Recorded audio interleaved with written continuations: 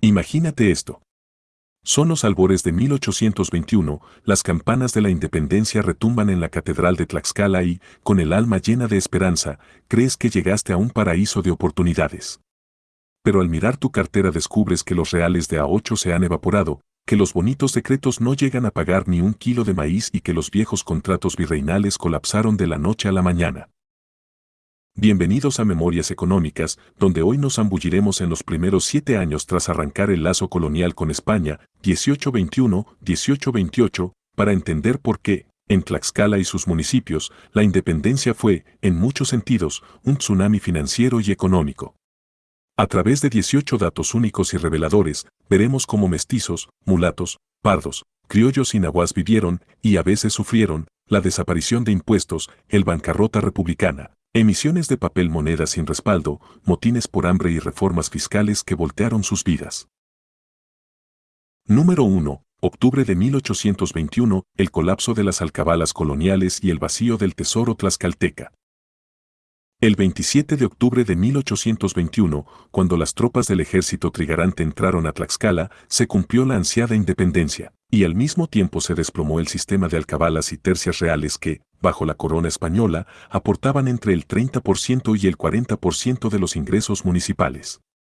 Hasta ese día, comerciantes mestizos de la familia Gómez Saldaña pagaban religiosamente un 5% sobre cada transacción de enequén y un 10% por la venta de ganado. Artesanos mulatos de poblados como Emiliano Zapata entregaban tercias derivadas del diezmo eclesiástico a través de la estructura parroquial, sosteniendo servicios de alumbrado público y reparación de caminos.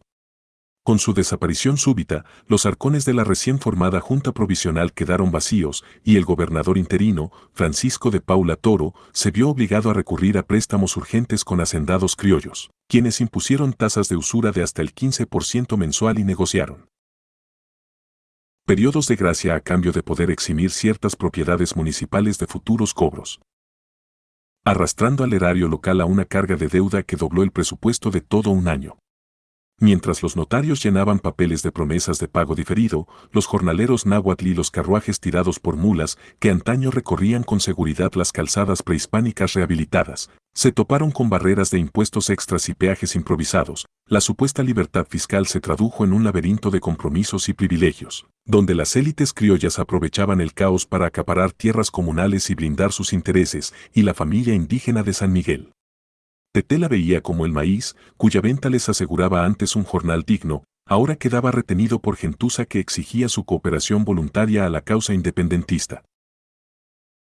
Número 2. Abril de 1822, bonos patrióticos tlaxcaltecas y la demoníaca inflación.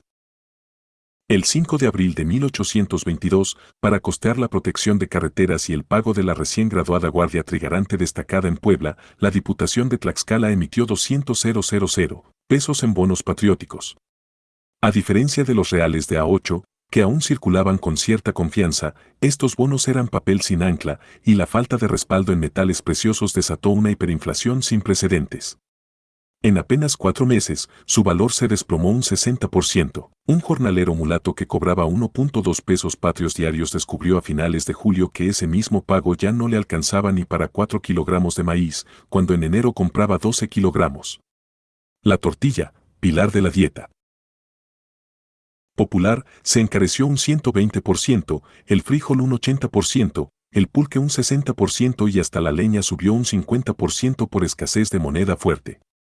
Las familias indígenas náhuatl, acostumbradas a guardar excedentes en cacao seco, prefirieron sustituir esos ahorros por trueque de maíz y frijol para garantizar un mínimo de alimento. Los comerciantes mestizos de Enequén, que antes enviaban sus cosechas a Campeche y Veracruz a cambio de reales, ahora ajustaban sus precios día con día, manteniendo tablillas en las esquinas de Tlaxcala capital con tarifas cambiantes.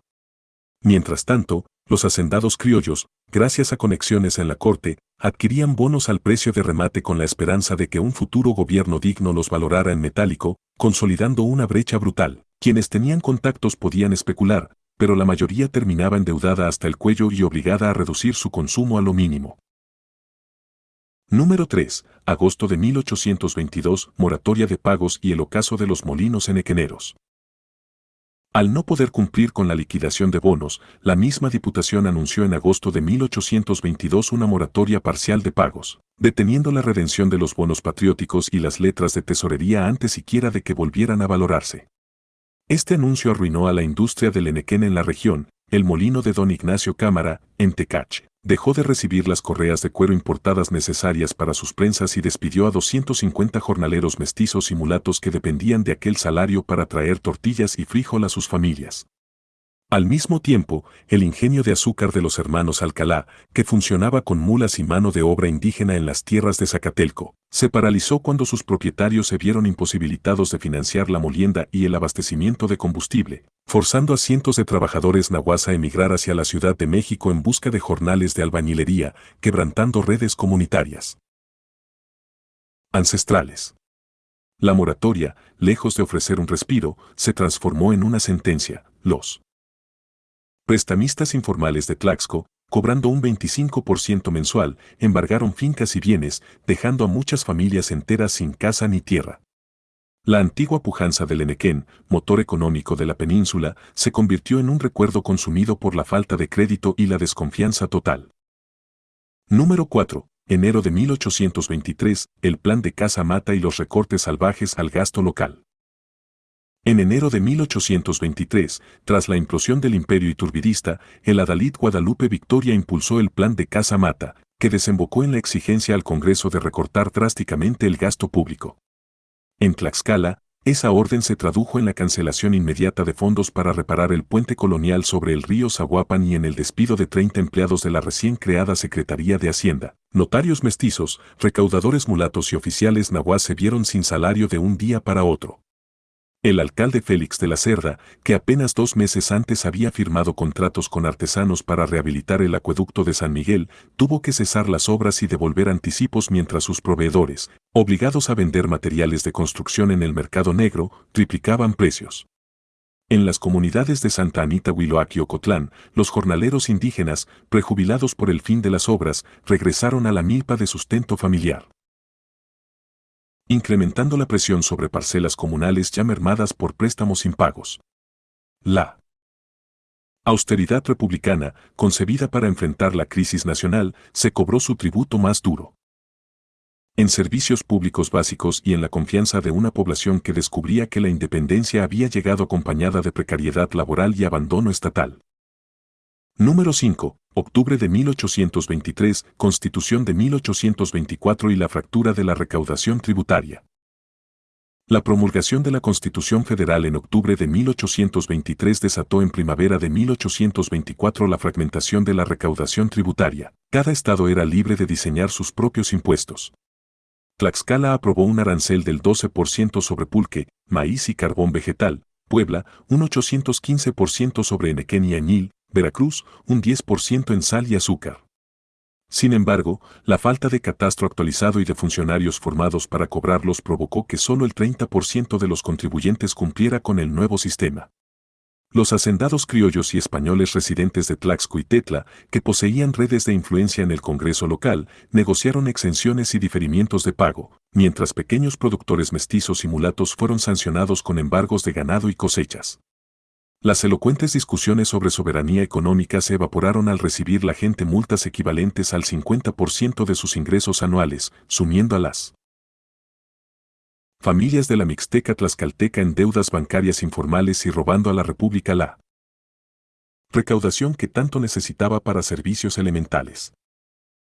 Número 6. Marzo de 1824, emisión de letras de tesorería y la bancarrota de la incipiente banca local.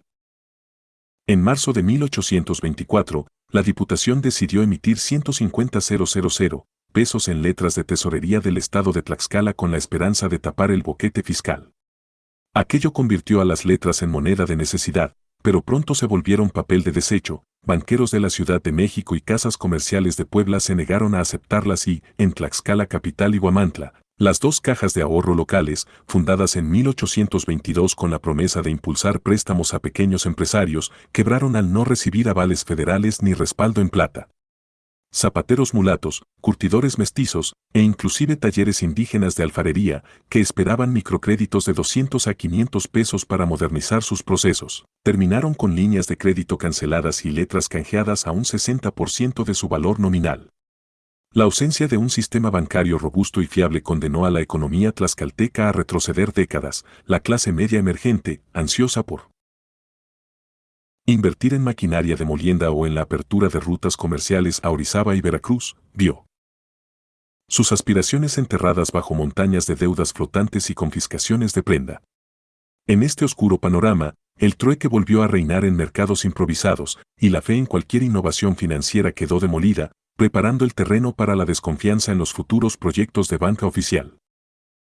Número 7. Julio de 1824, primera devaluación oficial de Bellón y la desintegración del ahorro popular. En julio de 1824, la crisis monetaria llegó a su punto crítico cuando la Diputación de Tlaxcala adoptó la moneda de Bellón al 50% de ley como circulante obligatorio, con la esperanza de conservar al menos un mecanismo de pago. Sin embargo, los comerciantes de mercados principales como Tlaxcala Capital y Apizaco rechazaron ese Bellón, imponiendo un descuento estándar del 30% al intercambiarlo por moneda fuerte. Un jornalero mulato que antes podía guardar diariamente 0.2 pesos como ahorro en Bellón, vio evaporarse la mitad de ese valor de la noche a la mañana. Las familias indígenas náhuatl, que solían acumular excedentes de cacao y semillas como reserva de valor, intentaron desesperadamente canjear esos bienes por Bellón antes de la devaluación, saturando los puestos de trueque y hundiendo el precio de sus productos a niveles históricamente bajos. Ante semejante catástrofe de confianza, emergieron de forma espontánea enclaves de moneda de cuenta, listas comunitarias de deudas escritas en amate, que permitieron a las gentes continuar intercambiando trabajo por grano en ausencia de moneda confiable. Esta refundición acelerada de la divisa acabó con cualquier atisbo de ahorro formal y reforzó, de manera brutal, la precariedad económica de mestizos pequeños comerciantes y jornaleros, consolidando un clima de desesperación y desesperanza. Número 8. Octubre de 1824, crisis alimentaria y motines en los mercados de Huamantla. Con la inflación desbordada y la leña cada vez más cara, el costo de la canasta básica en octubre de 1824 se había elevado hasta un 150% respecto a 1821. En Huamantla, epicentro comercial del valle, campesinos mestizos y mulatos jornaleros que entraban al Zócalo a vender maíz y frijol se toparon con alzas de precios tan abruptas que en un solo mes el precio del kilo de tortilla pasó de 0.06 a 0.16 pesos. Frustrados por la subida, grupos de obreros de los talleres de alfarería y tejedores nahuas protagonizaron saqueos en los depósitos municipales, llevándose sacos de grano y pedazos de carne adjudicados como reserva social. Las autoridades locales, encabezadas por el alcalde José María Iriarte, respondieron con fuerza, cerraron las puertas del mercado y arrestaron a más de 50 participantes, imponiendo multas colectivas a los barrios populares para compensar las pérdidas. Lejos de desactivar el conflicto, esta represión alimentó protestas en las afueras de Tlaxcala Capital, donde los motines por hambre se fusionaron con los reclamos por salarios. Impagos de obreros formales, evidenciando que la crisis fiscal había trascendido al simple desabasto de comestibles y se había convertido en un conflicto social abierto. Número 9. Enero de 1825, reforma tributaria de Lucas Alamán y el impuesto al añil tlaxcalteca. En enero de 1825, Lucas Alamán presentó su célebre reforma fiscal ante el Congreso, incluyendo un impuesto del 10% sobre la exportación de añil, el principal producto de Tlaxcala. Mientras grandes hacendados criollos y españoles establecidos en Zacatelco negociaban exenciones particulares, los pequeños agricultores nahuas y mulatos que cultivaban añil en parcelas familiares vieron reducir sus ingresos en proporciones drásticas, de cada 100 fanegas solo pudieron embolsar 85. Esta reforma generó una doble paradoja, elevó los ingresos para el erario nacional, pero concentró la riqueza aún más en manos de una oligarquía enequenera que esquivaba el impuesto mediante redes de prestanombres, y al mismo tiempo provocó la quiebra de más del 40% de las plantaciones menores que carecían de contactos políticos. La triste consecuencia fue que jornaleros despedidos de esos predios, acostumbrados a trabajar en la recolección y la molienda, engrosaron las filas de la economía informal de Tlaxcala Capital, vendiendo frutas y quelites en estalajes improvisados, con ganancias mínimas y sin esperanza real de empleo formal. Número 10. Abril de 1825, colapso de las cajas de ahorro y la ausencia de crédito productivo. En abril de 1825, las dos cajas de ahorro abiertas en Tlaxcala capital y Huamantla, inauguradas en 1822 para canalizar excedentes de pequeños ahorradores mestizos y mulatos, se declararon insolventes. La crisis de confianza y la moratoria de pagos habían conducido a que los clientes retirasen masivamente sus depósitos de pesos, papel y vellón, y el gobierno local no aportó los 50,000 pesos de garantía prometidos. Artesanos como Manuel López, curtidor mulato de Santa Ana Chiautempan, que planeaba modernizar su taller con un préstamo de 300 pesos, vio cómo su solicitud fue rechazada y el taller tuvo que cerrar, enviando a sus aprendices a trabajar en trapiches de azúcar en Tlaxco. Sin acceso a crédito formal y ante la quiebra de las cajas, se generalizó la figura del prestamista ambulante, personajes que recorrían pueblos ofreciendo 100 pesos a cambio de compromisos de pago con intereses del 25% mensual, encadenando a familias enteras a deudas impagables y despojándolas de sus herramientas de laboreo. La ausencia de un sistema bancario estable abortó cualquier posibilidad de inversión local y enterró la incipiente clase media emergente. Número 11. Julio de 1825, auge del contrabando en el corredor Apizaco, Puebla. Con los aranceles estatales disparados y la moneda devaluada, las rutas de contrabando entre Apizaco, Huamantla y Puebla se convirtieron en arterias vitales de subsistencia.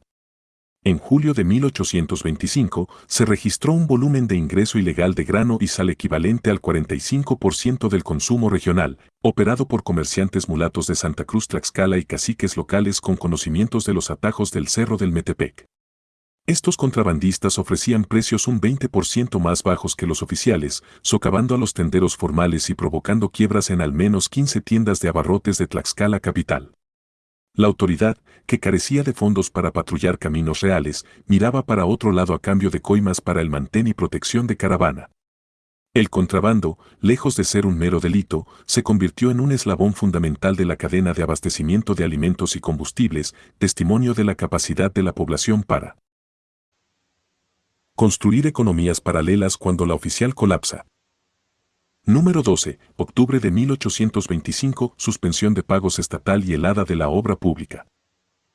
El 15 de octubre de 1825, ante la imposibilidad de cumplir con compromisos de deuda flotante, la Diputación de Tlaxcala anunció la suspensión de todos los pagos de bonos y letras pendientes.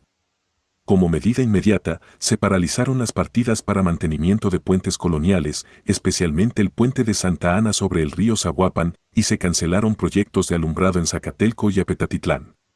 Los artesanos mestizos que habían sido contratados para reparar el adoquinado de la plaza principal en Tlaxcala capital vieron sus órdenes de trabajo extinguirse sin indemnización. De pronto, las calles de piedra volvieron a convertirse en veredas de polvo, las farolas contratadas en León de los Aldama quedaron medio ensambladas, y los jornaleros, acostumbrados a alternar labores rurales con ingresos de obra pública, quedaron completamente desocupados. El frenazo masivo de la inversión local mostró la dependencia de la economía regional de la liquidez estatal y reveló que, sin un flujo de caja mínimo, la infraestructura colapsa y el tejido social se resiente con desempleo y pobreza. Número 13. Enero de 1826, crisis de la banca informal y retorno al trueque. Al comenzar enero de 1826, la suspensión de pagos y la quiebra de las cajas oficiales dejaron un vacío de crédito brutal. Los prestamistas ambulantes, en su mayoría mestizos y pardos con capital procedente del contrabando, se convirtieron en los únicos oferentes de préstamos.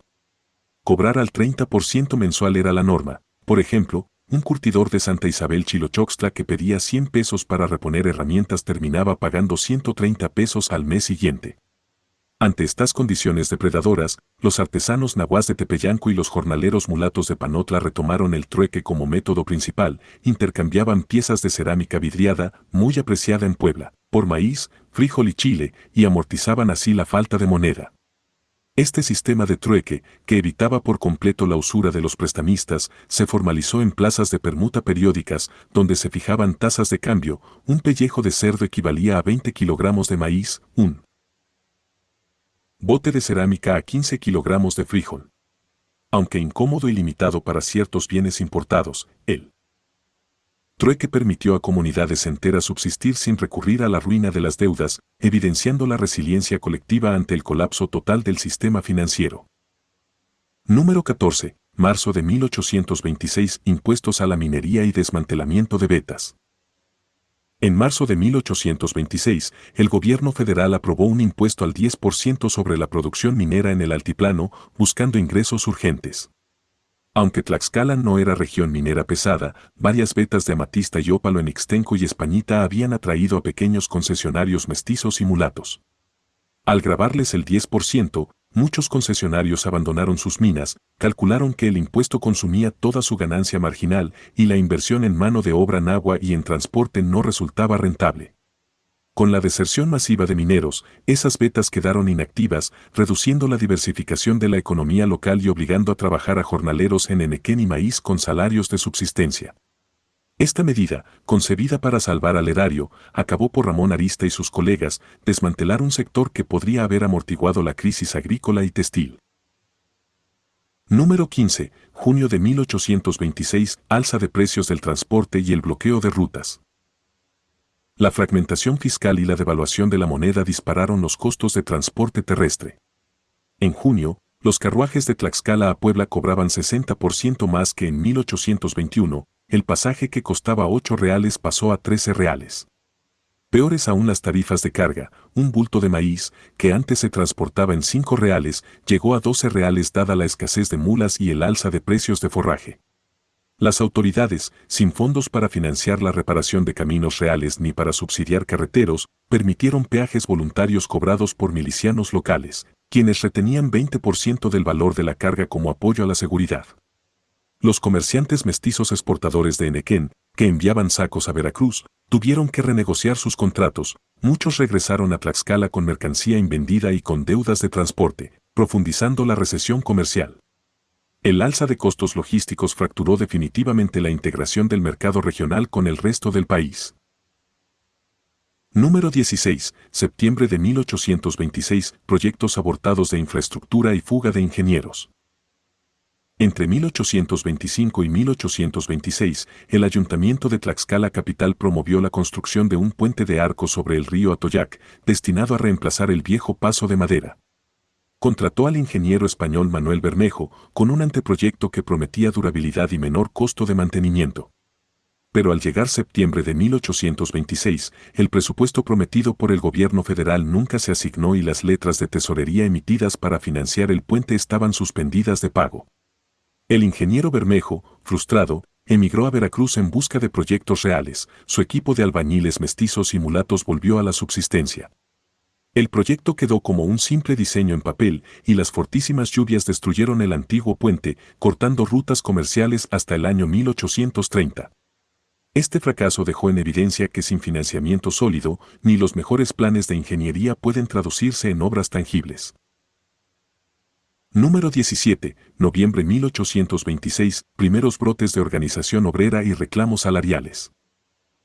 La crisis de empleo y la carestía alimentaria llevó, en noviembre de 1826, al surgimiento de los primeros sindicatos informales en el taller textil de la familia Gómez en Tlaxcala capital.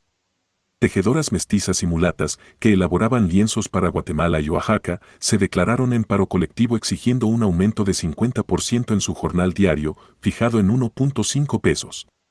Organizaron asambleas nocturnas en la parroquia de San José, y su portavoz fue una artesana nahua llamada María Juana Xóchitl, quien logró presionar al dueño para autorizar un aumento del 20%.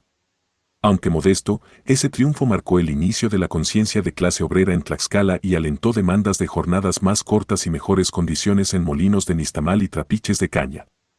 Fue un rayo de esperanza en medio de la desesperación económica, mostrando que la acción colectiva podía rendir frutos aún en medio de la bancarrota. Número 18. Balance final a 1828, legado de crisis, resistencia y enseñanzas. Al terminar estos 7 años, Tlaxcala presentaba una deuda flotante superior al 120% de su presupuesto anual, una inflación prolongada del 150% en alimentos básicos, la bancarrota de cajas de ahorro y la quiebra de industrias locales clave.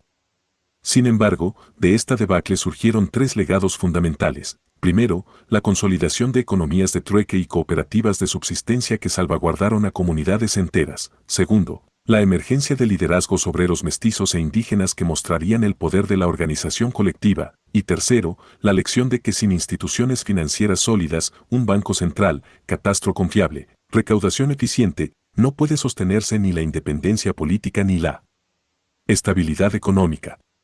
Tlaxcala aprendió, bajo la ceniza de su ruina, las bases de la reconstrucción, invertir en infraestructura realista, formar personal técnico y asegurar la transparencia fiscal, sentando así las semillas de la modernidad que florecerían plenamente hasta fines del siglo XIX. En conclusión, estos 18 datos revelan cómo, entre 1821 y 1828, la independencia de España sumió a Tlaxcala en una tormenta económica, devaluaciones, suspensiones de pago, motines por hambre e interrupciones de infraestructura deshicieron siglos de estabilidad colonial. No obstante, de ese caos emergieron formas de cooperación popular, brotes de sindicalismo obrero y aprendizajes institucionales que, décadas después, contribuirían a la construcción de un México más sólido. Si esta inmersión te mostró facetas insospechadas de nuestra historia regional, suscríbete a Memorias Económicas, regálanos un me gusta y comparte en comentarios. ¿Qué lección de este periodo crees que aún puede aplicarse hoy para afrontar crisis financieras? Hasta el próximo viaje al pasado.